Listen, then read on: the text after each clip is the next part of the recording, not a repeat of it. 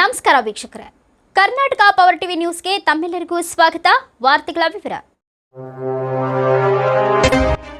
ಬೆಳ್ಳೂರ ವಿರಕ್ತ ಮಠದ ಶ್ರೀ ಮುರುಘೇಂದ್ರ ಮಹಾಸ್ವಾಮಿಗಳು ಲಿಂಗೈಕ್ಯ.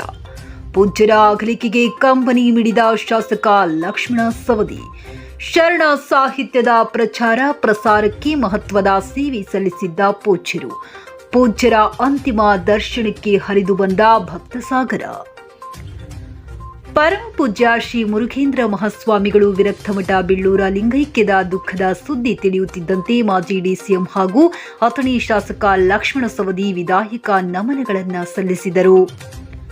ಬಸವ ಭಕ್ತರು ಶರಣ ತತ್ವಗಳ ಚಿಂತನೆಯನ್ನ ಪ್ರತಿಪಾದಿಸುತ್ತಿದ್ದ ಪರಮ ಪೂಜ್ಯ ಶ್ರೀ ಮುರುಘೇಂದ್ರ ಮಹಾಸ್ವಾಮಿಗಳು ವಿರಕ್ತಮಠ ಬೆಳ್ಳೂರ ಇವರು ಲಿಂಗೈಕ್ಯರಾದ ದುಃಖಕರ ಸುದ್ದಿ ಅತೀವ ನೋವು ತರಿಸಿದೆ.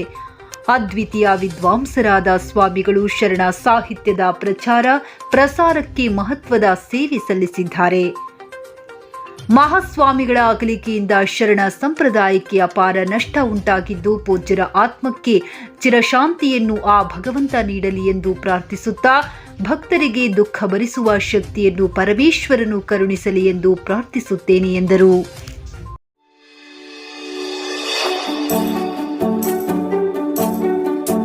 ನೀವಿನ್ನು ನಮ್ಮ ಚಾನೆಲ್ಗೆ ಸಬ್ಸ್ಕ್ರೈಬ್ ಮಾಡಿಲ್ಲವೇ? ಹಾಗಿದ್ರೆ ತಡಬೇಕೆ? ಹಿಂದೆ ಸಬ್ಸ್ಕ್ರೈಬ್ ಮಾಡಿ, ಬೆಲ್ ಐಕಾನ್ ಪ್ರೆಸ್ ಮಾಡಿ, ಶೇರ್ ಮಾಡಿ, ಕಮೆಂಟ್ ಮಾಡಿ.